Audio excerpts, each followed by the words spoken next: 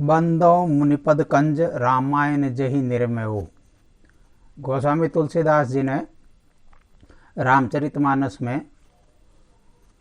महर्षि वाल्मीकि जी की वंदना करते हुए कहा है कि मैं मुनि के पद कंज यानी चरण रूपी कमलों को नमन करते हुए अपना ये कथन प्रारंभ कर रहा हूँ। और कौन से मुनि जिनको मैं प्रणाम कर रहा हूँ, तो वो मुनि जिन्होंने रामायण का निर्माण किया।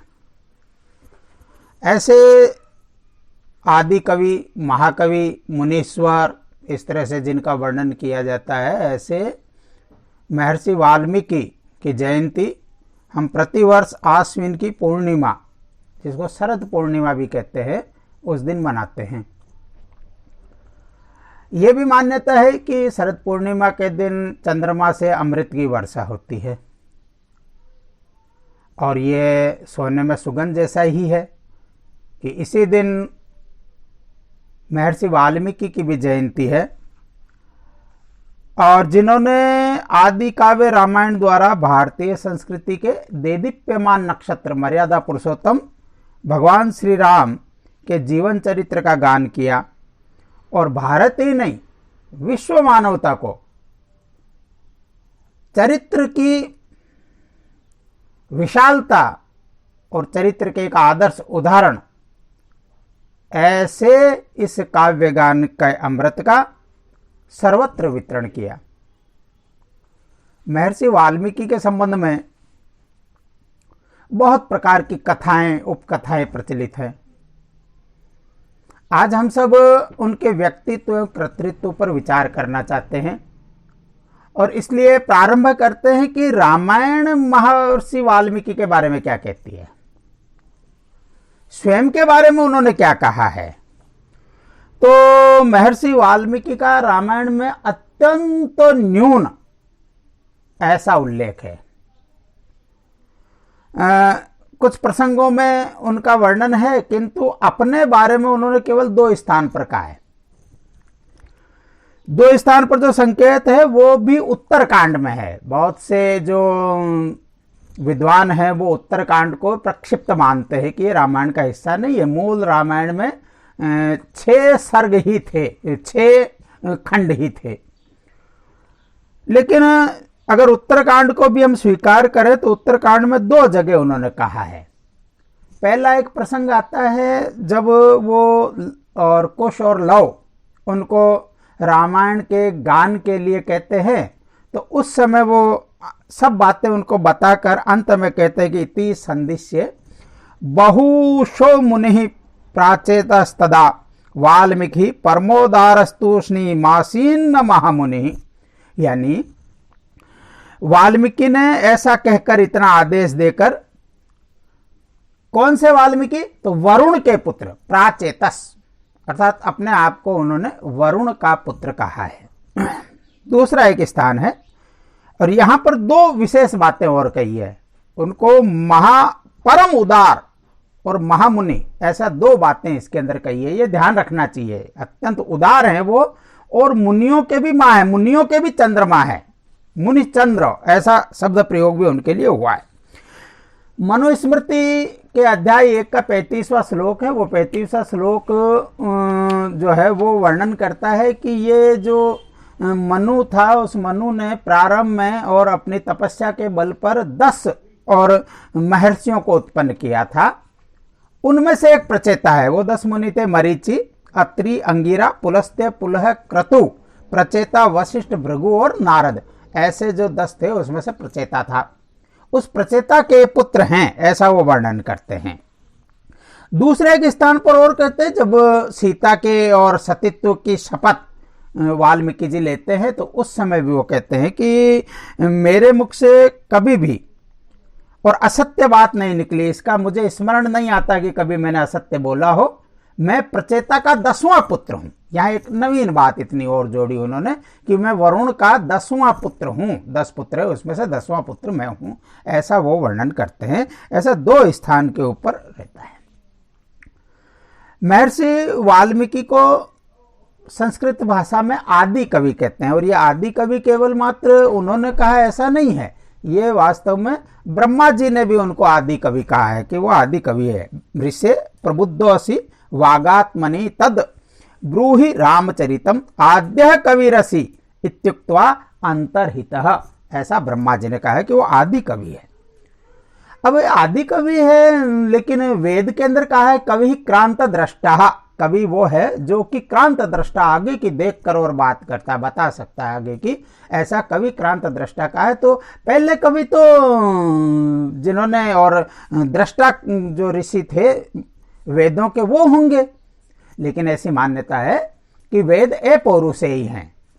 वो तो उत्प्रेरणा उनको और समाधि अवस्था के अंदर जो ऋषियों की हुई उन्होंने उसको गाया है, इसलिए वेद अपौरुषेयी है, पुरुष द्वारा रचित। अगर पहला कोई महाकाव्य है, पहला कोई रचना है संस्कृत की या विश्व इतिहास में भी, तो वो रामायण है, इसलिए उनको आदि कवि कहते हैं। तुलसीदास जी ने कहा है कि वेदों के संबंध में कहा है कि जाकी सहज श्वास श्रुतिचारी, यानी ये ईश्वर की निश्वास है, वो वेद है, इसलिए वेद रचना नहीं है, ऐसा वो मानते हैं। उत्तर रामचरित के अंदर भवभूति ने जो वर्णन किया है उसमें उनको ब्रह्मा के मुंह से आदि कवि कहलवाया है, ये अपन ने पहले चर्चा की है। रामायण के बाल कांड में और उनको वाल्मीकि जी के लिए दो शब्द और प्रयोग हुए हैं। एक शब्द धर्मात्मा, यानी धर्म के वो आत्मा हैं, धर्म के मूल हैं, यानी उनका प्रत्येक कृति ये धर्म का एक उदाहरण है, प्रतीक है। और दूसरा उनको कहा है वो वाणी विशारद हैं, अर्थात उनको वाणी सिद्ध है, वो वाणी की आत्मा को जानने वाले हैं, तो वाणी विशारद ऐसा शब्द प्रयोग किया है। वाल्मीकि जी का इसी बालकांड में ही परिचय है और उस परिचय के अंदर उसको महर्षि वाल्मीकि को तपस्वी इस रूप में कहा है। हम ये भी देखते हैं कि महर्षि वाल्मीकि का एक आश्रम है, तपसा नदी के तट पर आश्रम है तमसा में, उस आश्रम के वो कुलपति हैं, जिन्हें भरद्वाज ऋषि का भरद्वाज संहिता के कारण हम स्मरण करते हैं, जिसमें विमान शास्त्र का वर्णन है। ऐसे जो श्रेष्ठ उस समय के और वैज्ञानिक थे ऋषि, ऐसे वैज्ञानिक ऋषि भरद्वाज ये इनके महर्षि वाल्मीकि के शिष्य हैं, और कितने पहुंचे हुए हैं कि वो भी अपना अलग आश्रम बनाकर और विद्यादान का कार्य करते हैं। इनके साथ में बहुत से और तपस्विनियां और तपस्वी ये अपने अपने आचार की शिक्षा प्राप्त करते हैं, ऐसा वर्णन आता है। इतना श्रेष्ठ उदात्त उनका चरित्र है। गोस्वामी तुलसीदास जी ने एक शब्द उनके लिए और प्रयोग किया है, वो दो के लिए प्रयोग किया है, हनुमान जी के लिए भी और इनके लिए भी। वो जब वंदना करते हैं तो वंदना में कहते हैं कि सीताराम गुणग्राम पुण्यारण्य विहारिणो वंदे विशुद्ध विज्ञानो कपीश्वर कपीश्वरो हो। तो कवीश्वर और कपीश्वर ऐसे दो का वंदन किया उन्होंने। वो क्या है दोनों? तो वो शुद्ध विज्ञानी हैं। ये शुद्ध विज्ञान क्या है? सीताराम के गुण रूप समूह के अरण्य का गुण विहार करने वाले विशुद्ध विज्ञानी कवीश्वर अर्थात महर्षि वाल्मीकि और कपीश्वर अर्थात हनुमान जी का मैं वंदन करता हूं, ऐसा कहते हैं। यह शुद्ध विज्ञान क्या है? विशुद्ध का मतलब होता है एक रस। सामान्यतया मनुष्य जीवन में क्योंकि हम सत रज और तम इन तीनों का मिश्रण मानते हैं तो उसमें उतार चढ़ाव आते हैं। कई बार सत्व गुण प्रबल होता है, कई बार तमो गुण प्रबल होता है, कई बार रजोगुण प्रबल होता है, इस तरह का हम कहते हैं। लेकिन जो सदैव समरस रहे अर्थात कभी भी उसके सत्व गुण में अंतर पैदा नहीं हो, उसको विशुद्ध कहते हैं। किसी भी प्रकार की मिलावट से रहित, अन्य कोई नहीं हुआ, एक ही भाव है, वो विशुद्ध है। और विज्ञानी किसको कहते हैं? जो परमार्थ तत्व का यथार्थ ज्ञाता है, उसको विज्ञानी कहते हैं। तो वो विशुद्ध विज्ञानी है, केवल विज्ञानी नहीं है, परमार्थ तत्व के ज्ञाता नहीं है। हम बहुत से महामुनियों के, ब्रह्म ऋषियों और महर्षियों के बारे में सुनते हैं कि वो परमार्थ तत्व के ज्ञाता हैं, लेकिन उनका स्खलन हुआ है। इसका मतलब वो विशुद्ध नहीं है। विज्ञानी तो हैं लेकिन विशुद्ध विज्ञानी नहीं है। महर्षि वाल्मीकि के लिए विशुद्ध विज्ञानी इस शब्द का प्रयोग हुआ है। विज्ञान के संबंध में आदि शंकराचार्य जी ने भी व्याख्या की है। आदि शंकराचार्य जी ऐसा कहते हैं कि जो शास्त्रों में लिखित बातें हैं, उन सब लिखित बातों की जो जानकारी है वो ज्ञान है, लेकिन ये ज्ञान जब अनुभूति बन जाता है तब उसको विज्ञान कहते हैं। अपदीपो भवे, जो महात्मा बुद्ध ने कहा है, ऐसा जो अपने भीतर उस ज्ञान को प्रकट कर लेता है, अनुभूति का विषय है विज्ञान, वो विज्ञानी कहलाता है। इसलिए ये सब जो महर्षि वाल्मीकि के बारे में उन्होंने स्वयं ने कुछ कहा है या जितना अन्य लोगों ने उनके बारे में कहा है, उससे हम देखते हैं कि वो एक अत्यंत उच्च कोटि के पहुंचे हुए ऋषि हैं, वो आदि कवि हैं, वो उदार हृदय हैं, वो धर्मात्मा हैं, वो विशुद्ध विज्ञानी हैं। ऐसे विशेषणों से युक्त महर्षि वाल्मीकि, उसके बारे में जन कथाएं, लोक कथाएं कैसी प्रचलित हो गई? क्योंकि अधिकतम लोग उन सबको बोलते हैं आज भी अज्ञानवश, इसलिए उनके बारे में भी विचार हमको करना चाहिए। ऐसा महर्षि वाल्मीकि की जीवनियों का बड़ा संजाल है। हम दो तरीके से विचार करेंगे। एक तो इनकी जीवनियों का संजाल क्या है, उसका सांकेतिक एक बात करेंगे, ऐसा क्यों हो गया होगा इसका भी विचार करेंगे। सामान्यतया जो ब्रह्मांड पुराण, स्कंद पुराण, आध्यात्म रामायण, तुलसीदास जी की रामचरितमानस, इन सब के अंदर और महर्षि वाल्मीकि के जन्म और प्रारंभिक जीवन, ऋषि बनने, इसकी कथाएं हैं। तो ब्रह्मांड पुराण कहता है कि एक प्राचेतस नामक एक ऋषि थे, गंगा के किनारे तपस्या करते थे वहां, और उनके एक रत्नाकर नामक पुत्र था। एक बार वो खो गया। ये कथाएं लगभग वैसी है जैसी अपनी और बम्बैया फिल्मों की होती है कि एक बच्चा था, मेले में खो गया, फिर वो और जेब कतरों या इस तरह के जो अंडरवर्ल्ड है उनके हाथ में आ गया, फिर एक अच्छा इंसान बन गया अंत में। लगभग वैसी कथाएं, ये रोचक कथाएं।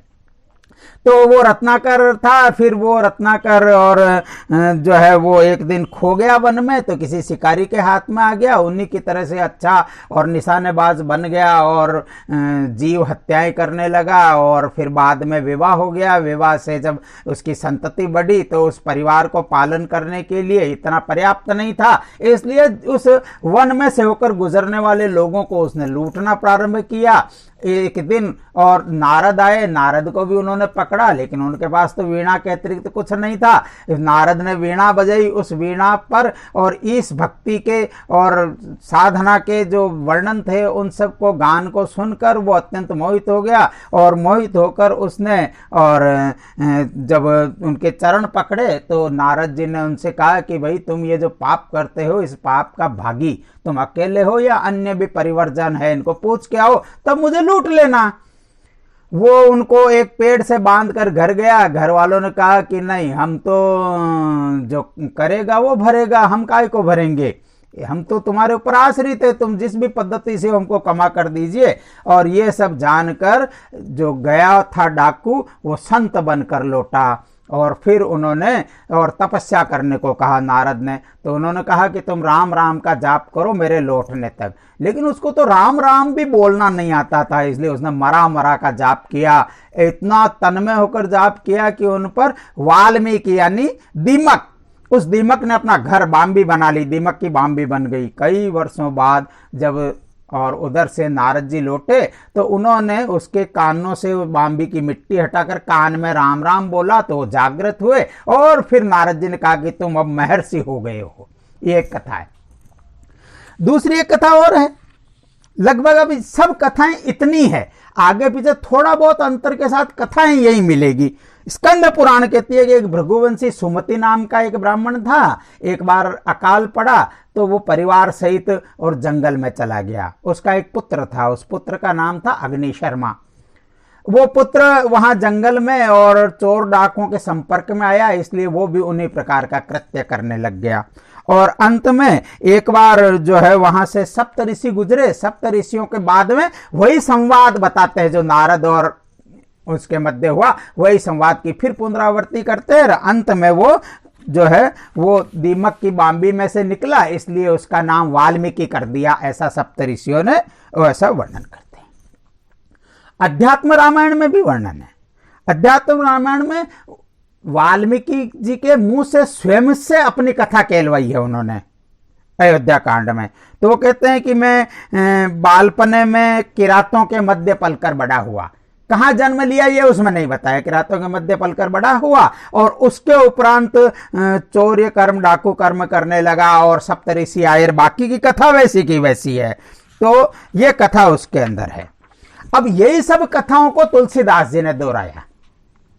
वो कहते हैं कि वाल्मीकि नारद घट जोनी, निज निज मुख नि कही निज होनी, अपने अपने मुंह से कहिए। तो अध्यात्म रामायण की वो कथा कह रहे जिसके अंदर वाल्मीकि मुंह से ये कहलवाया गया है कि पापम तवेत सर्वम वयम तू फल भागिन है, ये जो पाप है इसके फल के भागी तुम हो, हम तो केवल मात्र उसका जो फल है उसके भागी हैं। ऐसी जो कथा है उसको फिर इन्होंने दोहराया तुलसीदास जी कि ये सब जान आदि कभी नाम प्रतापू, भयो शुद्ध करी उल्टा जापू। उल्टा जाप करके यानी राम को मरा मरा जाप करके वो एक शुद्ध सिद्ध हो गए। आदि कवि जो है वो सिद्ध बन गए, शुद्ध हो गए, प्रबुद्ध हो गए, ऐसा वो वर्णन करते हैं रामचरितमानस के अंदर। कवितावली के अंदर कहते हैं वो, जहां वाल्मीकि भय व्याध ते मुनिंदु साधु, मरा मरा जपे सिक सुनी ऋषि सात की। ये भी सप्तऋषियों की कथा और वही अध्यात्म रामायण को फिर से इन्होंने और यहां पर कहा है, कहे मुनीस महेश महात्म उल्टे सीधे नाम को। ये लगभग वैसा ही है जो कथाएं और पुराणों के अंदर है। अब हम ये विचार करेंगे कि ऐसा जो सब है ये कथा वैचित्र्य का कारण क्या है, इसका संबंध क्या है वाल्मीकि जी से।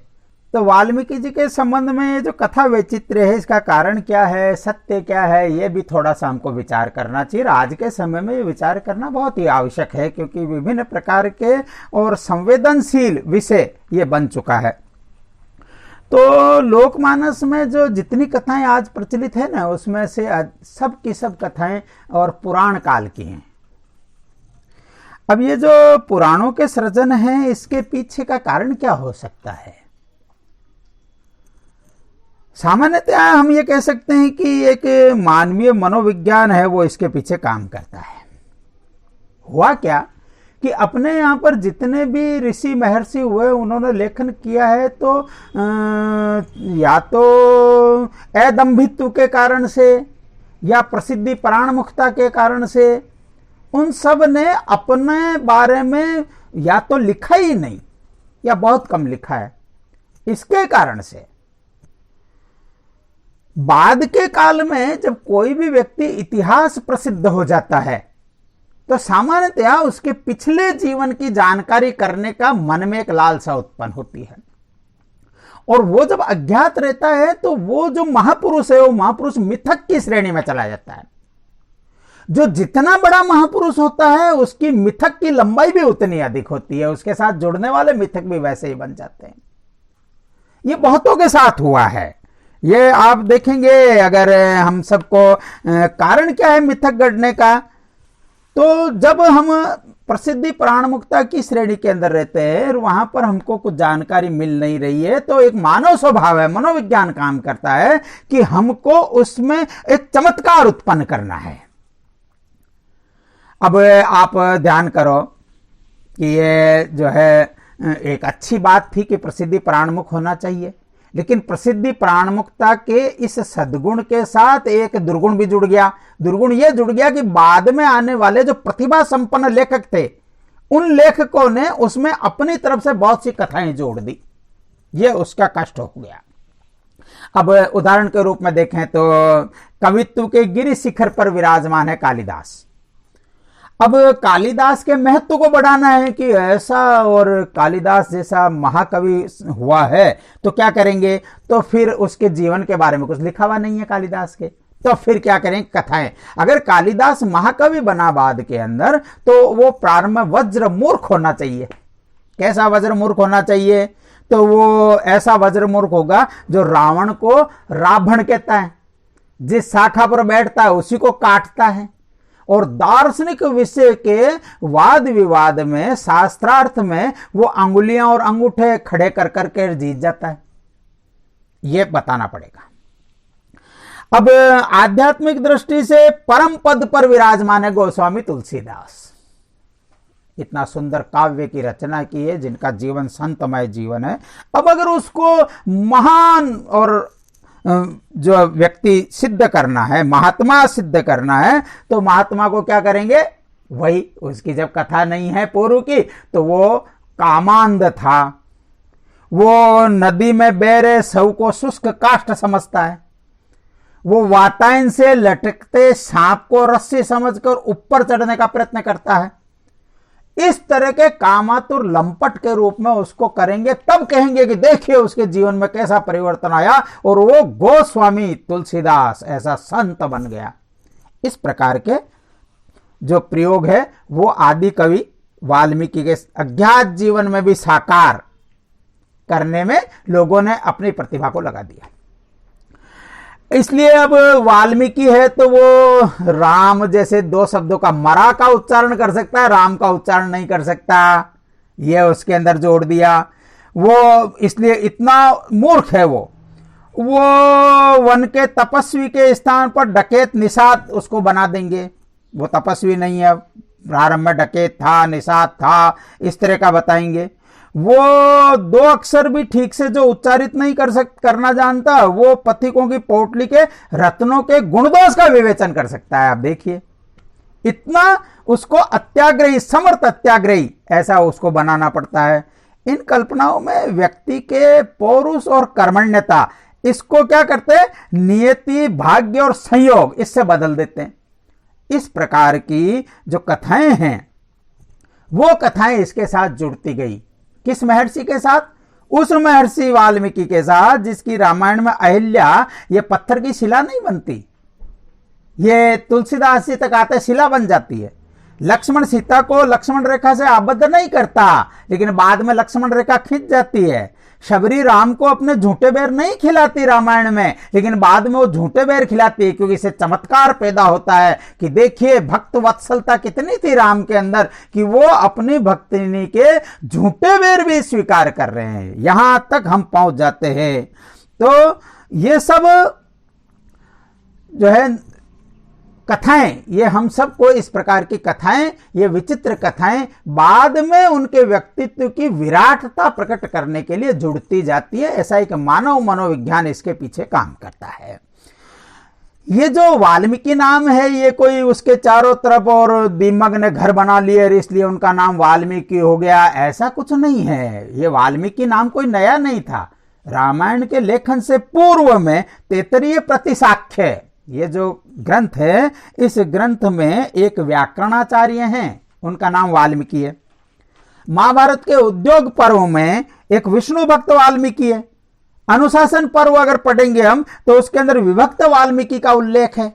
इसलिए वाल्मीकि ये जो है वो कोई एक मिथक नहीं है, ये प्रचलित नाम है। अपने विष्णु पुराण के अंदर वर्णन है, 26 व्यासों का उसमें उल्लेख है, उसमें 24वें व्यास का नाम वाल्मीकि है। उनको ऋक्ष भगवान भी नाम दिया गया है। तो ये वाल्मीकि व्यक्तिवाचक संज्ञा है, लेकिन बाद में क्या बना दिया इनको मिथक कथाओं के अंदर कि वो इतना घनघोर तपस्या की। अब तपस्या की घनघोरता दिखाना है हमको, तो तपस्या की घनघोरता क्या हो सकती है कि उसके शरीर के ऊपर दीमक ने अपना घर बना लिया, वो दीमक के घरों में डूब गए अंदर, उनके मिट्टी हटाकर और कान में राम राम कहना पड़ा, यहां तक लेकर आ जाएंगे। तो वास्तव में ये जो है वो व्यक्तिवाचक संज्ञा है, वाल्मीकि ऐसा कोई नहीं है। और इसकी जो है वाल्मीकि की शब्द की व्युत्पत्ति को पिरोकर ये कथा गढ़ी गई कि उनके दीमक ने घर बना लिया। संभव है क्या? दीमक अगर घर बनाएगी तो दीमक चट कर जाएगी। वो किसी भी जो सेलुलोज से बनी हुई चीज होती है उन समस्त को खा जाती है, उन्हीं के ऊपर अपना घर बनाती है, शेष पर बनाती नहीं है दीमक। ये विज्ञान के विरुद्ध भी है, असंभव है, प्रकृति नियमों का और नहीं है। तो इसलिए ये मिथकीय कहानी जो जोड़ना है वो असंभव कहानियां हैं। इस प्रकार की कहानियां जुड़ गई। ये कथा वैचित्र्य को समाज ने स्वीकार क्यों किया? ये स्वीकार करने का कारण है, प्रक्षिप्त अंश डालने की अनुमति देने का कारण है, वो है कारण हिंदू समाज की प्रारंभ से ही अभिव्यक्ति की स्वतंत्रता। आप लेटिन, ग्रीक, ये मृत भाषाएं हो गई है। क्यों? क्योंकि उनकी सभ्यता संस्कृति समाप्त हो गई। हिंदू संस्कृति एक सतत प्रवाहमान संस्कृति है, और इसलिए क्योंकि यहाँ पर नैसर्गिक साहस, मेधा की स्वतंत्रता और उदार चिंतन, स्वत्व संरक्षण की क्षमता, चलात्मकता, सचेतनता, ये जो समाज की थी, इसके कारण से कथा उपकथाएं ये रोचकता के लिए आज भी देखते हैं हम कि जितने भी संत हैं, ये राम कथा आदि कथाएं जो कहते हैं, कथाकार हैं, ये कथाकार रोचकता उत्पन्न करने के लिए बहुत सी कथाएं गढ़ते हैं, और उनको बीच बीच में रोचकता उत्पन्न करने के लिए या कथा का भाव समझाने के लिए उन कथाओं को कहते हैं। कालांतर में यही कथाएं यदि आज वो रिकॉर्ड हो रही हैं, तो कल को जो सुनेगा आने वाली 2, 3, 4 पीढ़ी के बाद, तो उनको ये सत्य कथाएं लगने लगेंगी, और तब वो जो भिन्न भिन्न प्रकार की कथाएं सुनेगा तो कई बार मति विभ्रम होगा कि इतनी से प्रकार की विचित्र कथाएं प्रचलित हैं, तो इसका मतलब ये असत्य है, मिथक है, इस प्रकार की बातें उसके साथ जुड़ती जाएगी। तो हम सब देखते हैं कि मर्यादा पुरुषोत्तम है रामायण के अंदर, वाल्मीकि रामायण के अंदर। वो रोते भी हैं, हंसते भी हैं, सब प्रकार की गतिविधियां उनके जो करते हैं वो सब की सब एक मनुष्य स्वभाव की है, जो पुरुषों में उत्तम है, इतना है, मर्यादा पुरुषोत्तम है वो। लेकिन वो धीरे धीरे क्या हो गया, चलते चलते रामचरितमानस तक आते आते वो विष्णु के अवतार बन गए। फिर सगुण और निर्गुण इस प्रकार की 2 उपासनाओं ब्रह्म के समान हो गए, राम ब्रह्म है, यहां तक पहुंच गए हम। तो ऐसी मान्यताओं में परिवर्तन होता है, तो राम कथा के वर्णन की शैली में भी और दृष्टिकोण में भी बदल होता रहता है। दूसरा क्या होता है, जो प्रतिलिपियां पहले करते थे, तो इस प्रतिलिपि के संबंध में जो प्रतिलिपिकार है उसके उस समय पढ़ते समय, प्रतिलिपि करते समय जो मन में भाव आते थे, ऐसे मन में आए भावों को वो वहां पर अपनी तरफ से जोड़ देता था, तो प्रक्षिप्त अंश जुड़ते गए इनके अंदर। अध्यात्म रामायण के लेखक का नाम पता नहीं किसने लिखी अध्यात्म रामायण, लेकिन अध्यात्म रामायण के अज्ञात लेखक के काल में यदि वाल्मीकि जी जन्म होता तो राम के संबंध में उनका दृष्टिकोण और अभिमत ये भी अध्यात्म रामायण का जो लेखक है उससे भिन्न नहीं होता, और अगर भिन्न होता तो उस समय के समाज का जो मानस था वो मानस उसको स्वीकार नहीं करता। तो इसलिए जो तत्कालीन समाज की मानसिकता होती है जिसमें से वो लेखक भी आया है, उसका भी मानस उससे प्रभावित होता है, और इसके कारण से ये भिन्न प्रकार की मूल रचना की अनुकृतियों में होने वाले अंतरों को भारत की उदार परंपरा ने जो स्वीकृति प्राप्त की, जो यहाँ पर प्रतिबंधित नहीं होता था इस तरह का उदार चिंतन परंपरा, उसके कारण से ऐसा हुआ। उनको सलमान रुश्दी या तस्लीमा नसरीन की तरह अपने यहाँ पर मृत्युदंड का फतवा सुनना नहीं पड़ा था। इसके कारण से कई बार स्वतंत्र रूप से और कई बार स्वच्छंद रूप से इस प्रकार की कथाएं जुड़ी। ये ध्यान रखना चाहिए हमको कि कोई चीज संस्कृत में लिखी हुई है इसीलिए सुभाषित नहीं हो सकती। संस्कृत में भी सुभाषित होना यह अलग बात है, और संस्कृत में रचित होना यह अलग बात है। कणिक नीति भी संस्कृत में ही है, तो चारवाक ने भी जो लिखा है वो सब संस्कृत में ही लिखा है। इसलिए संस्कृत में लिखा हुआ और उस पुस्तकों के अंदर जुड़ा हुआ होने से अगर वो संदर्भों का विश्लेषण करके हम बात करेंगे तब ही हम सत्यासत्य का विवेक कर सकते हैं। ऐसी कथाएं उनके बारे में जुड़ गई। अब हम देखते हैं कि जो रामायण है, इस रामायण में ही महर्षि वाल्मीकि का व्यक्तित्व और कर्तृत्व क्या है। तो जहां जहां पर रामायण में वाल्मीकि जी स्वयं एक घटना के पात्र के रूप में है, उन विषयों को मैं आपके सामने और रखने का संक्षेप में प्रयत्न करता हूं। तो सबसे पहला है राम कथा का बीजारोपण। यह राम कथा का बीजारोपण होता है नारद और वाल्मीकि जी के संवाद से।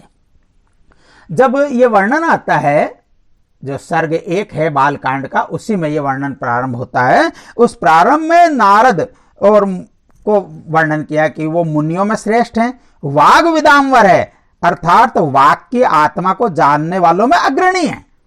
ध्यान करना, इनको भी वाणी विशारद का है, ये भी वाणी विशारद है, और वो वाणी विशारद ही नहीं है केवल मात्र नारद, वो वाणी की आत्मा को जानने वाले भी हैं। ऐसे 2 महान और विद्वत शक्तियों के मध्य वार्तालाप हो रहा है, ये ध्यान रखना है इसके अंदर।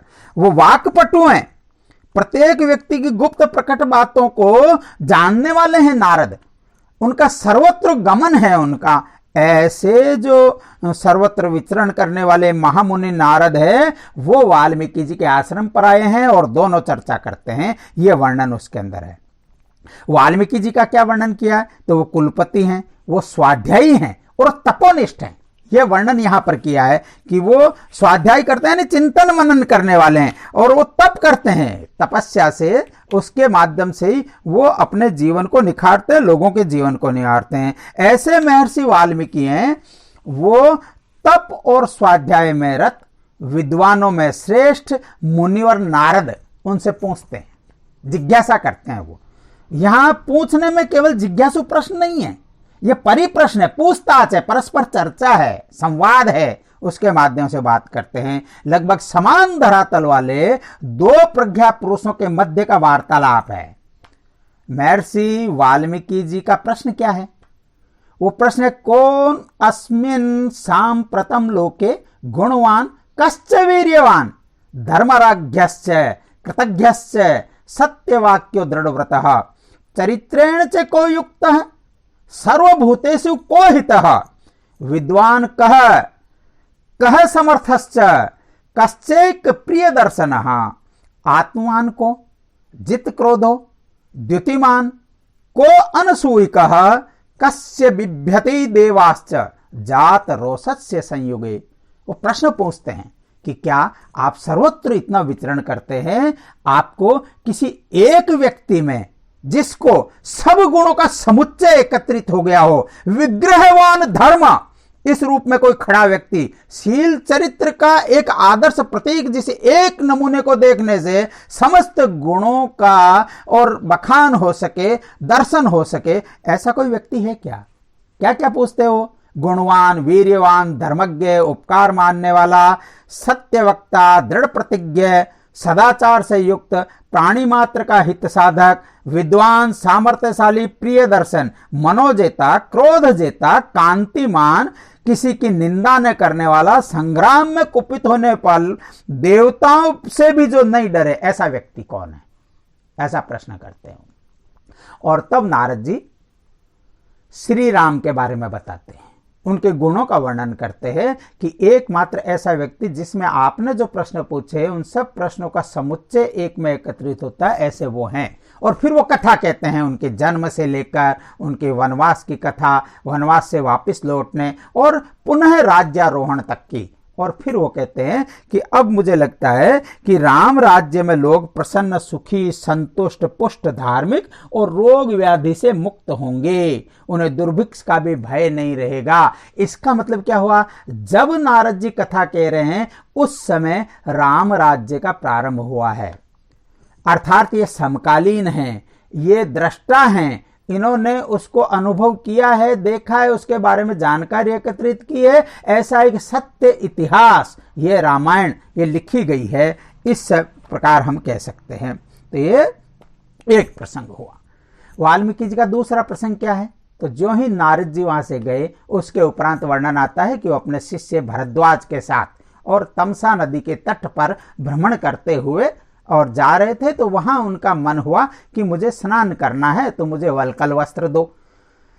भारद्वाज ऋषि ने उनको वल्कल वस्त्र दिया। वो घाट पर जाके स्नान करने के साथ साथ और प्रकृति के दृश्य का और आनंद लेते, आस्वादन कर रहे थे। उसी समय उन्होंने देखा कि एक क्रौंच पक्षी का जोड़ा, क्रौंच पक्षी जिसको अपने यहाँ राजस्थान में सारस कहते हैं, सारस का जोड़ा ऐसा बड़ा प्रसिद्ध है अपने यहाँ पर। बड़े विशालकाय पक्षी होते हैं जो, और ये सबसे बड़े पक्षी हैं जो उड़ सकते हैं सक्षम रूप से। ऐसे तो ऐसे जो क्रौंच पक्षी का जोड़ा था, एक व्याध ने और तीर मारकर उसके नर पक्षी को मार दिया। इससे मादा जो है वो अत्यंत व्याकुल होकर विलाप करने लगी। ये जो दृश्य देखा तो वाल्मीकि के हृदय में अत्यंत शोक उत्पन्न हुआ। अब यह ध्यान देने का विषय है कि वाल्मीकि अत्यंत करुण हृदय हैं, संवेदनशील हैं। वो बाहर के दृश्य के साथ समान अनुभूति उनको होती है। जो पीड़ा जो विलाप के कारण से और क्रौंची को हो रही है, वही पीड़ा का अनुभव करने वाले महर्षि वाल्मीकि, और इसलिए व्याध के प्रति उनके मुख से एक उद्गार प्रकट हुआ, मां निषाद प्रतिष्ठाम त्वम गमः शाश्वती ही समा यत क्रौंच मिथुनादे मक कम अवधि ही काम मोहितम। ऐसा कहा उन्होंने। ये निषाद कि तूने कभी निरंतर जो नित्य कभी भी शांति नहीं मिले, क्योंकि तूने इन क्रौंच पक्षियों के जोड़े में विछोह पैदा किया है। ये जो पीड़ा उनकी उत्पन्न हुई, ये देवी प्रेरणा से करुण हृदय की दयार्द्र वाणी एक श्लोक बन गई।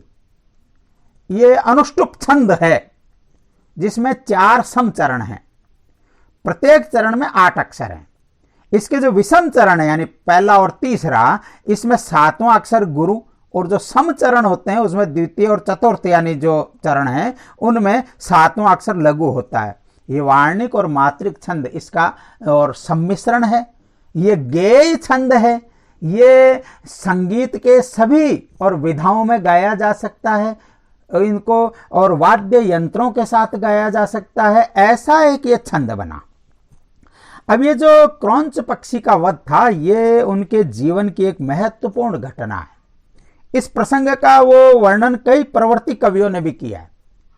रघुवंश में कालिदास ने भी ये इसको लिखा है कि कवि क्रोधमा हरणाय यात है निषाद विदांड जदर्शनोत्थ श्लोक स्वयमापद्यत यस्य शोकः। आदि कवि वाल्मीकि उस समय कुछ समिध आदि लेने निकले। व्याध द्वारा मारे गए क्रौंच को देखकर उन्हें बड़ा शोक हुआ और वही श्लोक रूप में परिणित हो गया, शोक श्लोक में परिणित हो गया। ये ध्यान रखने का विषय। ध्वन्यालोक में भी श्री आनंदवर्धन लिखते हैं, वो कहते हैं कि क्रौंच है द्वंद्व वियोगोदोत्थ शोक है श्लोकत्वम आगतः, यानी वही शोक है वो श्लोक के रूप में उनके मुख से निकला। इसका वो बराबर चिंतन करते रहे। क्रौंचवध से जो उत्पन्न शोक था उससे निश्चित श्लोक का वो चिंतन करते करते अपने आश्रम में आए। इसी के बारे में विचार कर रहे थे। उसी समय वहां पर और ब्रह्मा जी का आगमन हुआ, ऐसा वर्णन करते हैं। यह राम कथा लेखन हेतु ब्रह्मा के आदेश का प्रसंग प्रारंभ होता है। ब्रह्मा जी जब आते हैं तो उनका वो यथायोग्य सम्मान करते हैं, किंतु उनका ध्यान वही तमसा तट की घटना पर लगा हुआ है। जब ऐसा होता है तो ब्रह्मा जी महर्षि वाल्मीकि की मनोदशा देखकर हंसते हुए कहते हैं, वो कहते हैं कि तुम्हारे मुंह से जो ये निकला हुआ छंदोबद्ध वाक्य है यह श्लोक रूप हो गया है। इस विषय में तुम्हें कोई अन्यथा विचार नहीं करना चाहिए, देवी प्रेरणा से हुआ है। तुम्हारे मुंह से जो सरस्वती निकली है, ये वाणी निकली है, ये देवी प्रेरणा है। और तुम अब क्या करो, तो ब्रह्मा ने आदेश दिया कि इसी छंद में रामचरित्र का वर्णन करो।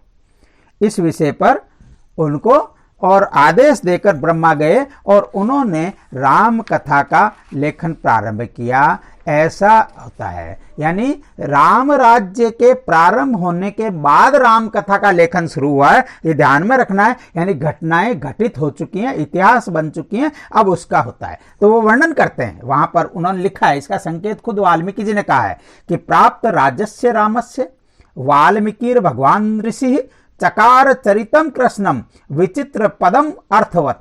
महर्षि वाल्मीकि ने स्वयं घोषणा करते हुए कहा कि इसमें 24,000 श्लोक हैं। प्रारंभ में इसे पौलस्त्यवध या दशानन वध ऐसा नाम भी दिया गया था। रामायण का स्वेस्वर गायन करने का अभ्यास कुश और लव को उन्होंने करवाया। इस प्रकार संगीतमय राम कथा के गायन द्वारा जनमन संस्कार का यह प्रथम प्रयोग था, ऐसा हम कह सकते हैं। यह सबसे सरल गेय छंद भी था। यह परंपरा आज भी अनवरत चल रही है। जन भाषा में राम कथा गायन के अनेक प्रयोग हुए हैं, जिसमें गोस्वामी तुलसीदास जी की रामचरितमानस भी एक है, उसी में से है। इस प्रकार राम कथा एक वैश्विक जन कथा बन गई और राम जन जन के हृदय के स्वामी बन गए। ये जो रामायण का गान है, क्या इससे पूर्व किसी भी का गान नहीं होता था क्या? तो हमारे यहाँ तो है, सामवेद पूरा गान वेद ही है, सामगान इस नाम से प्रसिद्ध है। लेकिन सामगान जनगान नहीं बन सका। राम कथा ये सर्वप्रथम जन कथा का और आधार और प्राप्त करने वाली कथा है। महामुनि नारद ने इसलिए फलश्रुति भी बताई है इसकी कि जो कथा है ये चारों वर्णों के लिए हितार्थ है ये कथा, क्योंकि ये जीवन कैसे जीना चाहिए उसका आधार है। जो इस प्राचीन इतिहास ये शब्द प्रयोग किया है वाल्मीकि जी ने कि ये प्राचीन इतिहास है, ये केवल कपोल कल्पना नहीं है, मिथक नहीं है, ये कथा का मूल कथा, ये प्राचीन कथा है। और मूल कथा उतनी है जितनी नारद जी ने और वाल्मीकि जी से संक्षेप में कही है, बाकी कथा का विस्तार है। ये कथा का विस्तार भिन्न भिन्न लोगों ने अपने अपने तरीके से किया है। तो ये है राम कथा के लेखन का प्रारंभ है।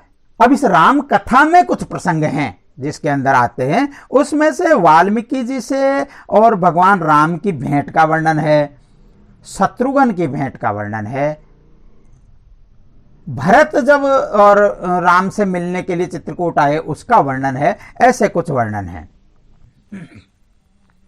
राम कथा लेखन प्रारंभ होने के बाद राम कथा में कुछ प्रसंग हैं जहां वाल्मीकि जी हमको दिखाई देते हैं, उनके दर्शन होते हैं। तो रामायण में भरद्वाज आश्रम के बाद और वाल्मीकि जी के आश्रम में आने के प्रसंग हैं, किंतु वाल्मीकि जी ने राम के आगमन का अत्यंत संक्षिप्त वर्णन किया है। संभवतः इसका कारण वही आत्मविलोपी व्यक्तित्व है, अपने बारे में अधिक नहीं कहना चाहते, जबकि भरद्वाज आश्रम का अधिक वर्णन किया गया है। तुलसीदास जी ने इसका उल्टा किया है, भरद्वाज आश्रम में कम वर्णन किया है, किंतु वाल्मीकि जी के आश्रम में अधिक विस्तृत वर्णन किया है। हाँ, बड़ा मजेदार है। अगर रामचरितमानस हम पढ़ेंगे तो आनंददायक हमको दृश्य दिखाई देंगे। वहां पर सबसे पहली बात वो पूछते हैं उनसे कि मुझे आप बताइए कि अब हम यहाँ से जाकर वन में और कहाँ पर निवास करें, जहाँ से ऋषि मुनियों, क्योंकि मेरे पास में बहुत से लोग जो वनवासी बंधु भगिनी है वो मिलने के लिए आएंगे। ये हमको दिखाई भी देता है रामचरित के अंदर कि वो अपने फल मूल मल लेकर उनके पास में आते हैं और नित्य उनसे चर्चा करते हैं, ऐसा वर्णन करते हैं, वो जोहार करने नित्य आते हैं। किंतु इन सब के कारण से आसपास के जो तपस्या करने वाले ऋषि मुनि हैं उनको बाधा नहीं पहुंचे, ऐसा मुझे स्थान बताइए। और आप बताने में समर्थ हैं, ऐसा भी वो कहते हैं कि वो कारण है कि तुम त्रिकालदर्शी मुनि नाथा विश्व बदर जिमी तुम रेहाता, कि आपके हाथ में जैसे विश्व है वो विश्व की समस्त जानकारी उसी प्रकार से उपलब्ध है जैसे अगर हाथ में रखे हुए बेर के बारे में समस्त जानकारी रहती है ऐसी, और तुम त्रिकालदर्शी हो, ऐसा शब्द उनके लिए प्रयोग किया है। तो इसलिए मुझे बताइए। अब यहाँ पर तुलसीदास जी ने और एक बड़ी और आध्यात्मिक और बातें की है प्रारंभ के अंदर कि आप कहाँ निवास करें, किस हृदय में राम का निवास होता है, ईश्वर का निवास, देवीय शक्तियां कहाँ विराजमान होती है, इसका बहुत सुंदर वर्णन तुलसीदास जी ने किया है। वो हमको मूल ग्रंथ से पढ़ना चाहिए। मैं एक सांकेतिक करता हूँ, काम कोह मद मान न मोहा, लोभ न क्षोभ न राग न द्रोहा, तिनके कपट दम्भ नहीं माया, तिनके हृदय बसहु रघुराया। किस हृदय में आप निवास करें इसका वो वर्णन करते हुए तो वो एक अंत है। लेकिन तो अंत में वो कहते हैं कि वर्तमान समय के लिए आपके लिए सुखदायक निवास वो चित्रकूट है, वहां पर आप निवास कीजिए। कह मुनि सुनहु भानुकुल नायक, आश्रम कहूँ समय सुखदायक। इस समय के लिए जो सुखदायक है वो मैं स्थान आपको बताता हूँ। चित्रकूट गिरी करहु निवासु, तह तुम्हार सब भांति सुपासु। वो अत्यंत सुविधाजनक है आपके लिए, उस स्थान पर आप निवास कीजिए, ऐसा वर्णन आता है। भरद्वाज ऋषि के यहाँ पर भी वर्णन आता है राम के जाने का, और आते समय भी वर्णन आता है कि आते समय विमान से जब आ रहे थे तब वो और सीता भरद्वाज ऋषि के आश्रम पर रुके। भरद्वाज ऋषि का आश्रम ये प्रयाग के संगम के निकट था। आज जहां स्थान है बताते हैं, पहले वहां पर गंगा की धारा बहती थी, एक टीले के ऊपर स्थान है, ये धारा थोड़ी दूर हो गई है, किंतु वहां पर यह आश्रम था। वहीं पर अक्षय वट था। इस अक्षय वट के बारे में भी बड़ा वर्णन आता है कि उसके पत्ते अन्य और जो वट होते हैं उनकी तुलना में बड़े होते हैं, सूखने पर भी हरे रहते हैं, ऐसा उसका वर्णन है। वो अक्षय वट क्यों कहते हैं उसको, क्योंकि ऐसा वर्णन आता है कि औरंगजेब ने गुस्सा होकर उसको जलवा दिया था। केवल जलवाया इतना ही नहीं, काट कर उसके जड़ों में शीशा उंडलवाया, उसमें से भी वो फिर फूट कर खड़ा हो गया। ऐसे अक्षय वट की माता सीता ने पूजा की, ऐसा भी वर्णन आता है।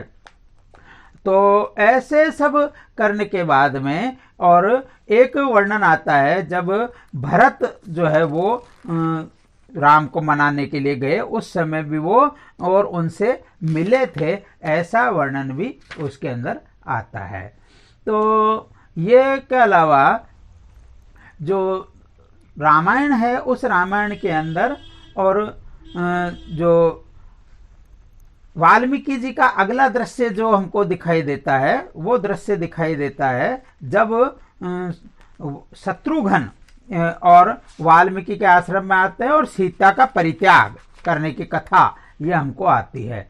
तो सीता के परित्याग का निश्चय ये क्यों किया गया, इसका भी वर्णन अपने यहाँ पर आता है कि वहां पर वो कहते हैं कि भाई अधिकांश जो विद्वान है, यद्यपि उत्तरकांड को हम सब प्रक्षिप्त मानते हैं, लेकिन उत्तरकांड में ये वर्णन है कि एक बार जो है वो गर्भिणी सीता के साथ भगवान राम विहार कर रहे थे। उन्होंने पूछा कि मैं तुम्हारा कौन सा मनोरथ पूरा करूं, तो सीता माता ने ये इच्छा प्रकट की कि मैं एक बार इस अवस्था के अंदर और पुनः तपोवन, गंगा के तट पर जो तपस्वी है उसके तपोवनों का एक बार विहार भ्रमण करना चाहती हूँ, ऐसा उन्होंने कहा। दूसरे दिन फिर उसमें रामायण के अंदर वर्णन है कि उनको गुप्तचरों ने और कथा कुछ प्रश्न पूछने पर बताया कि आपके संबंध में और विशेष करके सीता के संबंध में और जनता में एक प्रतिवाद फैला हुआ है, वो उनको चरित्र के संबंध में शंका उत्पन्न करते हैं और इसलिए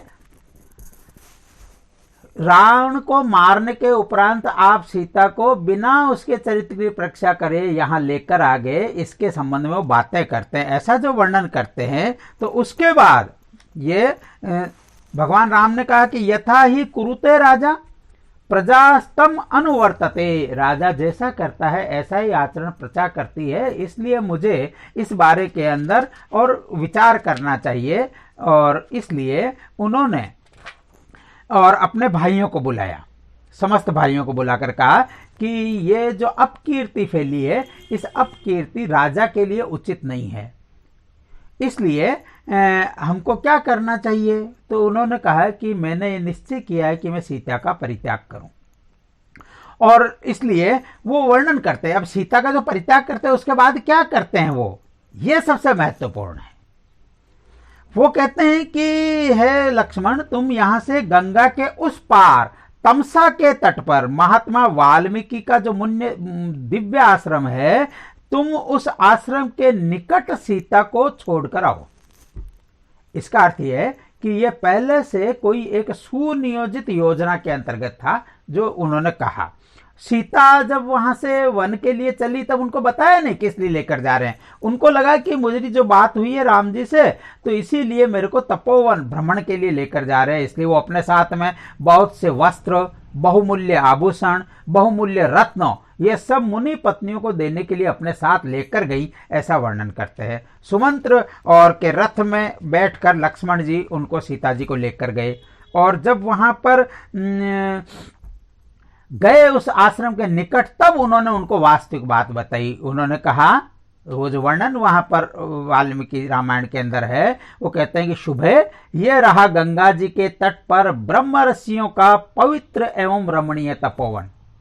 आप विषाद न करें, यहां ये महत्वपूर्ण बात है इसके आगे जो कह रहे हैं। वो आगे लक्ष्मण जी कहते हैं कि यहां मेरे पिता दशरथ के घनिष्ठ मित्र महायशस्वी ब्रह्म ऋषि मुनिवर वाल्मीकि रहते हैं। ध्यान रखना कि यानी ये योजना पूर्वक है कि जो दशरथ के मित्र हैं, यानी पारिवारिक है, ऐसे मैं महर्षि वाल्मीकि के पास छोड़ रहा हूं। मित्रता है दशरथ की महर्षि वाल्मीकि से, ये ध्यान रखना है। तो ऐसे स्थान के ऊपर मैं लाया हूं, आप उन्हीं महात्मा के चरणों की छाया का आश्रय ले, यहां सुखपूर्वक रहें। जो कई बार बाद की कथाओं में कहते हैं कि निर्जन वन में छोड़कर आ गए, विशेषकर कम्युनिस्ट लोग कहते हैं कि और नारी का अपमान किया और निर्जन वन में अकेला निरीह अवस्था में छोड़कर आए। ऐसा नहीं है, वो वर्णन संकेत कर रहे हैं कि जिन मुनिवर की आश्रय आपको लेना है उनके निकट मैंने आपको त्यागा है, ताकि ये प्रायोजित नहीं लगे, इस तरह की रचना की है। तो सीता के परित्याग को, जो परित्याग का कारण पता चला, तब वो क्या कहती हैं, ये भी महत्वपूर्ण है। यद्यपि वहां पर मानवीय स्वभाव है, पति से वियोग के कारण वो विलाप करती है बाद में, लेकिन वो प्रारंभ में क्या करती है, संदेश क्या दिया उन्होंने और लक्ष्मण जी से। सीता जी दो बातें कहती है। पहला तो कहती है कि जब मेरे कारण जो राम का अपवाद फैल रहा है, तो उसे दूर करने का दायित्व मेरा भी है, मेरा भी कर्तव्य है। दूसरी बात क्या कहते हो कि हो सकता है कि राम और सीता के मध्य जो इतना स्नेह है, जिसके कारण से बाद में उन्होंने और शयन भूमि पर करना और उसी प्रकार से रहना शुरू किया, अत्यंत वियोग की अवस्था के अंदर रहे, तो उन्होंने कहा कि इसके कारण से हो सकता है कि वो बाकी जनता पर कुपित हो जाएं। तो क्या कहती हैं सीता जी, वो कहती है कि इसके उपरांत भी आप पूर्ववासियों से वैसा ही बर्ताव करें जैसा अपने भाइयों से करते हैं, ऐसा वो भगवान राम से कहलवाती हैं। तो सीता को आश्रम के समीप जब विलाप करता हुआ मुनि कुमारों ने देखा, तो मुनि कुमार तुरंत और वाल्मीकि जी के पास में गए, उनको जाकर उन्होंने बताया। तो वाल्मीकि जी ने क्या कहा, उसका सुंदर वर्णन है। वो कहते हैं कि धर्मज्ञ ऋषि ने बुद्धि से निश्चय करके वास्तविक बात को जान लिया। दो बातें यहां पर है। सबसे पहला है धर्मज्ञ ऋषि, यानी धर्म के अनुसार आचरण कर रहे हैं वो, उन्होंने बुद्धि के द्वारा जाना है। ये बुद्धि के द्वारा जानकर और वो तुरंत दौड़े वहां पर, क्योंकि उनको पता लग गया, दौड़ कर गए हैं। इसका मतलब है कि वो किसी अपने ही व्यक्ति को, परिजन को कष्ट में अनुभव करने पर व्यक्ति दौड़ता है, जिसके प्रति अनुराग होता है उसके लिए दौड़ता है। ये तीन शब्द वहां पर है, धर्मज्ञ है, बुद्धि से निश्चय करके उन्होंने काम किया है, और दौड़कर सीता जी के पास गए हैं। वहां जाकर उन्होंने क्या कहा, उसका जो पहला शब्द है वो अत्यंत विचारणीय शब्द है। वो कहते हैं पतिव्रते, अर्थात पहले ही शब्द के अंदर वो कहते हैं कि तुम पर जो लांछन है वो गलत है, तुम पतिव्रता हो। पतिव्रते, तुम दशरथ की पुत्रवधू हो, ये पहली बात उन्होंने कही है। दशरथ उनके मित्र हैं और तुम उनकी पुत्रवधू हो, ये वो पहले कहते हैं। तुम दशरथ की पुत्रवधू हो, तुम राम की प्रिय पटरानी हो और राजा जनक की पुत्री हो। मैं तुम्हारा स्वागत करता हूं, तुम्हारा स्वागत है यहां पर। यह जो महत्वपूर्ण बात है, जो बाद के कई प्रकार की कथाएं चलती है, उन कथाओं को और ध्वंस करने वाली बातें स्वयं वाल्मीकि जी ने लिखा है कि वो बाद में कहते हैं उसको कि पुत्री, ये दूसरा संबोधन है, तुम मेरी बेटी हो। पुत्री, मेरे आश्रम के पास में ही कुछ तपस्विनी और यहां पर तपस्या करती हैं स्त्रियां रहती हैं, वो तपस्या में निरत रहती हैं, मैं तुम्हें उनके पास में छोड़ दूंगा। वो सदा तुम्हारा अपनी पुत्री की तरह ही पालन करेगी। और यहां पर एक महत्वपूर्ण बात उन्होंने कही है कि तुम अपने ही घर में आ गई हो, ऐसा समझकर विषाद मत करो। यानी ये दूसरा घर है तुम्हारा, मित्र का घर अपना घर जैसा होता है, तो तुम अपने ही घर में आई हो, ये ध्यान करके, और तुमको विषाद करने की आवश्यकता नहीं है। इसलिए इन सब प्रसंगों से हमको लगता है कि अत्यंत सुनियोजित योजना अंतर्गत हुआ है कि सीता जी को वाल्मीकि के आश्रम के निकट छोड़कर श्री राम, जब लक्ष्मण जी जब श्री राम के पास में गए, तो वहां पर जो कहते हैं वो भी इसी को पुष्ट करता है। वहां पर वो कहते हैं कि मैं उन शुभ आचार वाली यशस्विनी, दो बातें कहते हैं, शुभ आचार वाली है, ये लक्ष्मण जी स्वयं कह रहे हैं, शुभ आचार वाली है और यशस्विनी है, ऐसी जो जनक किशोरी माता सीता है, उनको गंगा के तट पर, वाल्मीकि के शुभ आश्रम के समीप, और ये अंतिम शब्द है, ये ध्यान देना, निर्दिष्ट स्थान पर, जहां पर हमने स्थान तय किया था, पहले से निर्दिष्ट है वो स्थान, और वो निर्दिष्ट स्थान वाल्मीकि जी को भी पता है, जो बुद्धि से विचार करके कह रहे हैं कहां पर छोड़ा होगा, किस स्थान की चर्चा कर रहे हैं, उस निर्दिष्ट स्थान पर छोड़कर मैं आपकी शरण में आया हूं। इस प्रकार सीता जी और वाल्मीकि जी के पालन के लिए उन करुण हृदय जिन्होंने उसको और अपनी पुत्री के समान पालन किया, ऐसा प्रसंग रामायण में वर्णित है। उसके उपरांत दूसरा वर्णन आता है शत्रुघ्न का। शत्रुघ्न जी वाल्मीकि आश्रम में 2 बार गए। ऐसा प्रसंग आता है कि लवणासुर का वध करने का दायित्व शत्रुघ्न पर था, लेकिन उसको बड़े तरीके से और मारना था, इसलिए पता नहीं लगे, इसलिए गुप्त रूप से पहले सेना भेजी गई। उस सेना के 1 माह बाद शत्रुघ्न ने प्रस्थान किया अकेले। शत्रुघ्न ने जब प्रस्थान किया तो ऐसा वर्णन आता है, तीसरे दिन वो वाल्मीकि जी के आश्रम पर पहुंचे। वाल्मीकि जी के आश्रम पर जब पहुंचे तो उसी रात को वाल्मीकि जी के आश्रम पर निवास करते समय वाल्मीकि जी उनको कहते हैं, यह फिर ध्यान देने का विषय, वो कहते हैं कि सौम्य, यह आश्रम रघुवंशियों के लिए अपना ही घर है, इसको फिर ध्यान देना, इसलिए तुम यहां विश्राम करो। वहां पर विश्राम किया उन्होंने। तो उसी रात को सीता ने जुड़वा पुत्रों को जन्म दिया। उसमें और बड़े जो पुत्र था उसका, क्योंकि कुशा के अग्रभाग से और मार्जन किया था इसलिए उसका नाम कुश रखा वाल्मीकि जी ने, और छोटे का लव भाग से मार्जन किया था इसलिए उसको नाम लव रखा। बड़े का नाम कुश था, छोटे का नाम लव था। ये कुश और लव है, लव कुश नहीं। मुख सुख के लिए हम बाद में लव कुश ऐसा उच्चारण करने लगे। तो ये कुश और लव नाम भी वाल्मीकि जी के दिए हुए हैं। ये आधी रात को श्री राम और सीता के नाम गोत्र आदि का उच्चारण हुआ जब पुत्र जन्म हुआ। तो यह उच्चारण की ध्वनि शत्रुघ्न के भी कानों के अंदर पड़ी। उनको जब यह संवाद प्राप्त हुआ कि सीता को 2 पुत्र हुए हैं, तब वे सीता की पर्णशाला में गए और बोले उनसे कि माता, ये बड़े सौभाग्य की बात है, ये जो जन्म है श्रावण मास की कथा है, श्रावण मास में हुआ कुश और लव का जन्म। इसका अर्थ हुआ कि सीता को भी पता था शत्रुघ्न कहां जा रहे हैं, और शत्रुघ्न को भी पता था कि ये सीता है, इनके ये पुत्र जन्म हुए हैं। लवणासुर का वध करने के उपरांत 12 वर्ष तक उन्होंने मथुरापुरी, जिसको आजकल मथुरा कहते हैं अपन, उसकी सब सुव्यवस्था राज्य की उन्होंने की। करने के उपरांत भगवान श्री राम से मिलने के लिए और पुनः आए। वो 7 दिन के लिए अयोध्या आए थे, 7 दिन रुके थे अयोध्या के अंदर। आते समय भी वो वहां पर रुके। ध्यान रखना, 12 वर्ष बाद आ रहे हैं, इसलिए अब कुश और लव ये 12 वर्ष के हो गए हैं। यहां पर भी एक आश्चर्यजनक बात है कि जब ये आए थे तो इस बार उन्होंने कुश और लव के मुख से राम कथा का वीणा पर सुमधुर स्वर में गायन सुना, इसका वर्णन करते हैं।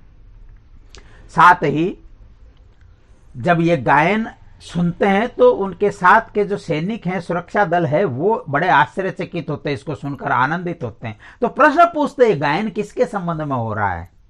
तब क्या कहते हैं शत्रुघ्न जी, ये महत्वपूर्ण है।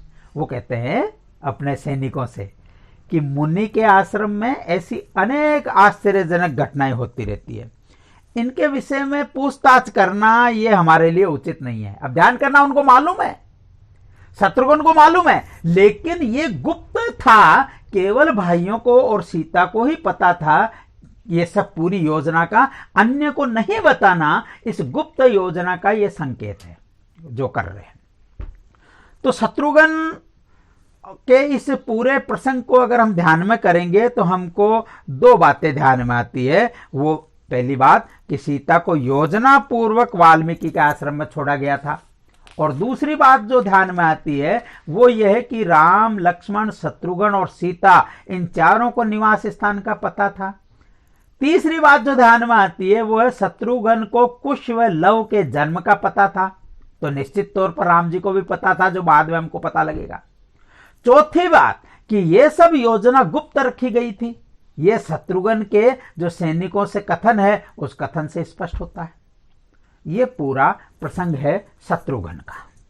इसके बाद है अश्वमेध का प्रसंग, जब फिर वाल्मीकि जी के दर्शन होते हैं। श्री राम ने अश्वमेध यज्ञ का आयोजन किया, उसमें ऋषि मुनियों को, विद्वानों को, राजाओं को, सबको बुलाया। उसके अंदर महर्षि वाल्मीकि भी और अपने शिष्यों के साथ में आए। महर्षि वाल्मीकि का बहुसंख्यक मुनियों ने, महात्माओं ने और श्री राम ने पूजन व सम्मान किया, और साथ ही उनका जो परिचय है वो महातेजस्वी व आत्मज्ञानी इस रूप में दिया है। ऐसे वाल्मीकि हैं। उनके लिए निवास स्थान की व्यवस्था की गई।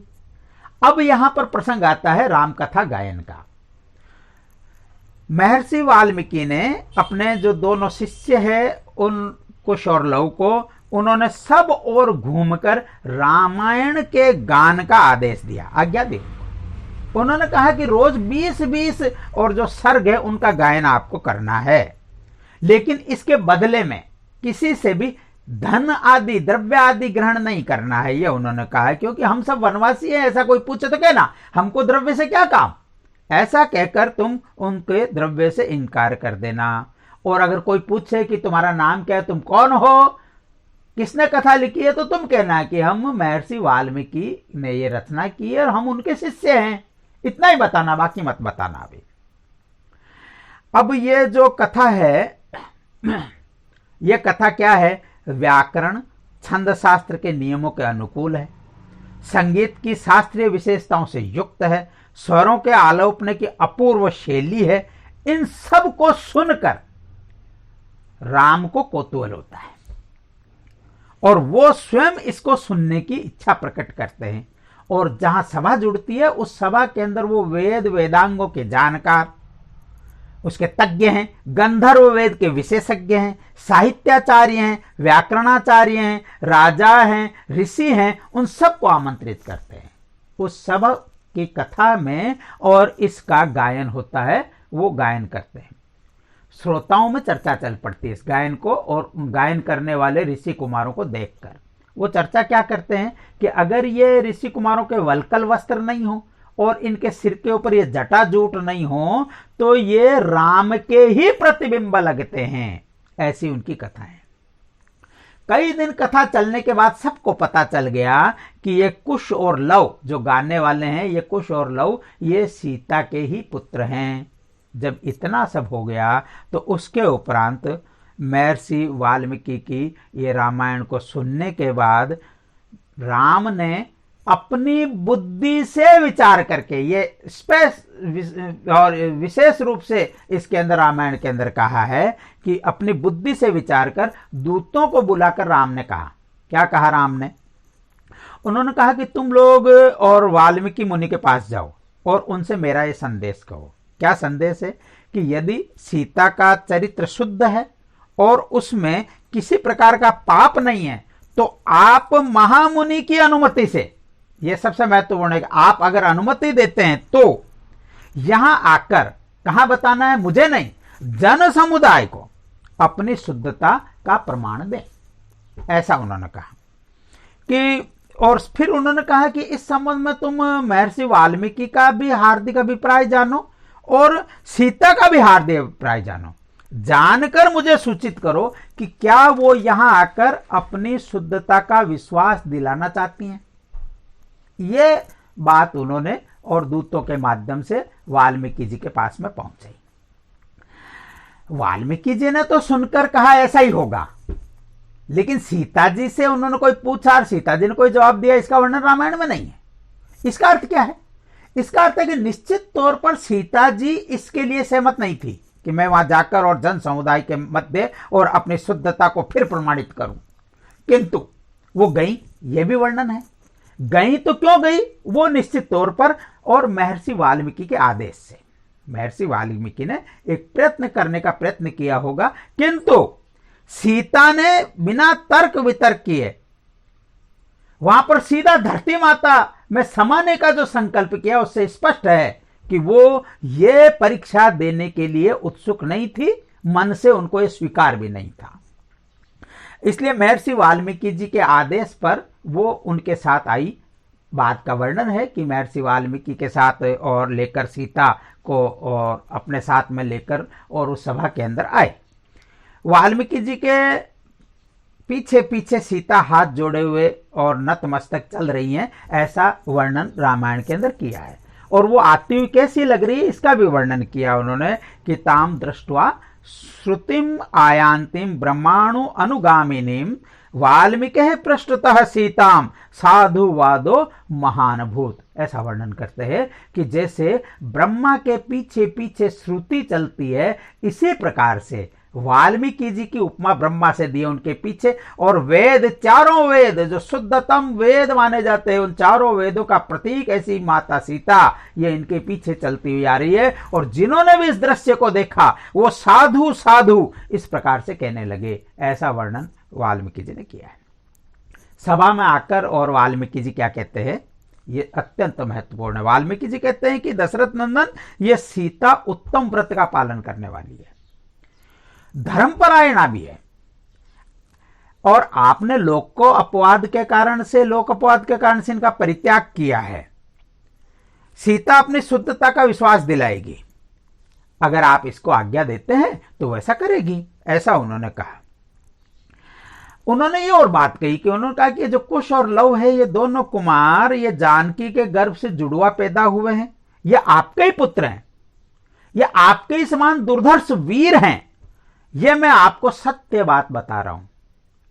इसके बाद वो शपथ ग्रहण करते हैं कि मैं प्रेचेता अर्थात वरुण का 10वां पुत्र हूं, मेरे मुख से कभी असत्य बात निकली हो इसका मुझे स्मरण नहीं है, मैं सत्य ही कहता हूं कि दोनों आपके पुत्र हैं। मिथिलेश कुमारी, सीता में कोई दोष हो तो मुझे उस तपस्या का फल नहीं मिले जो मैंने अब तक की है। इतना वो और विश्वास के साथ उसके बारे में कहते हैं कि सीता पाप शून्य है, निष्पाप है। मैंने अपनी 5 इंद्रियों से भी मन बुद्धि के द्वारा सीता की शुद्धता का भली भांति परीक्षण करने के उपरांत इसको अपने संरक्षण में लिया था। इसलिए ऐसा नहीं है कि इसके सीता के आने के बाद और इसको मेरे आश्रम में देखने के बाद मेरे मन में और इसकी शुद्धता का विचार उत्पन्न हुआ हो।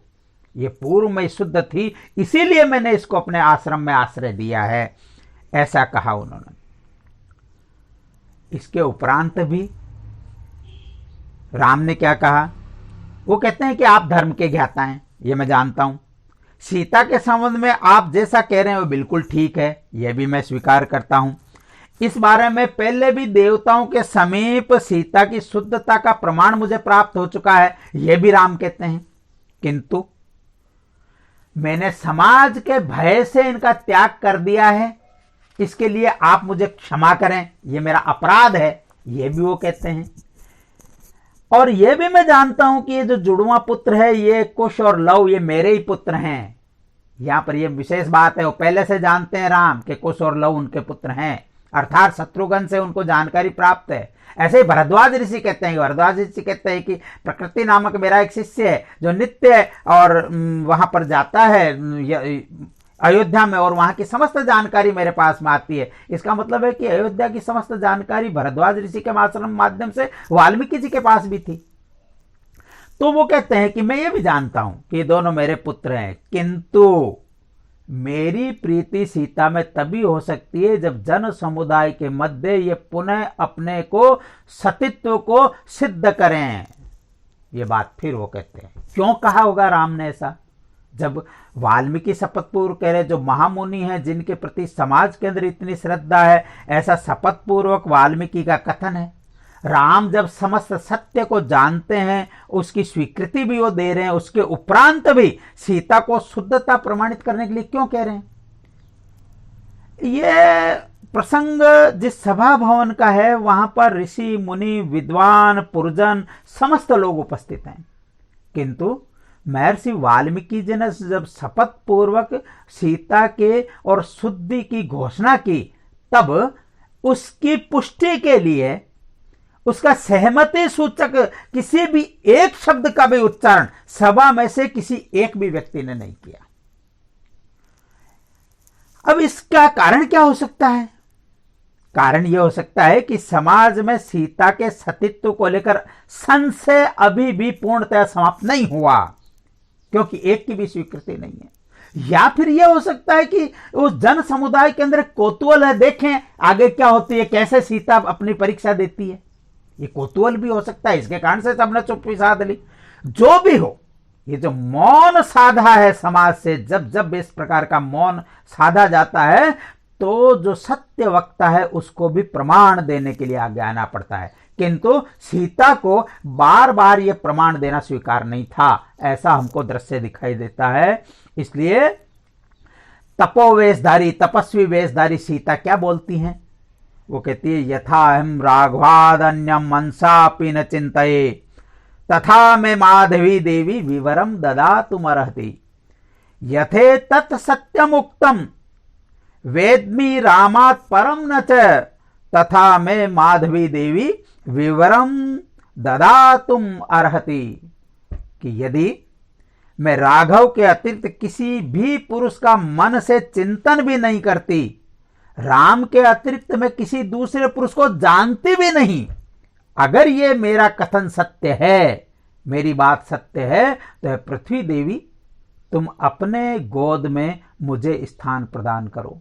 ये अंतिम वाक्य थे। उसके उपरांत और वर्णन आता है कि धरती एकदम से फटी उसमें से, और पृथ्वी की अधिष्ठात्री देवी एक दिव्य सिंहासन के साथ प्रकट हुई। अपनी दोनों बाहों से उन्होंने सीता को अपनी गोद में उठा लिया, सिंहासन पर विराजमान किया और पुनः धरती के विवर में समा गई। इस प्रकार, और ये रामायण में वाल्मीकि जी के कथन की कथा और कथन इस प्रकार का पूर्ण होता है। हम सब इस पूरे दृश्य को जब देखते हैं तो हमको ध्यान में आता है कि वाल्मीकि का चरित्र अत्यंत उदात्त चरित्र है। उनके साथ जोड़ी गई कथाएं समस्त मिथ्या कथाएं हैं। अत्यंत और श्रेष्ठ आत्मज्ञानी ऋषि ऐसे और महर्षि उनकी कथा, उस कथा का हमने आज संक्षेप में श्रवण किया है। आप सब लोग और इस कथा को, जो सत्य कथा है, इस सत्य कथा का समाज में प्रसार करें। यही इस दिन के लिए कहना है। धन्यवाद।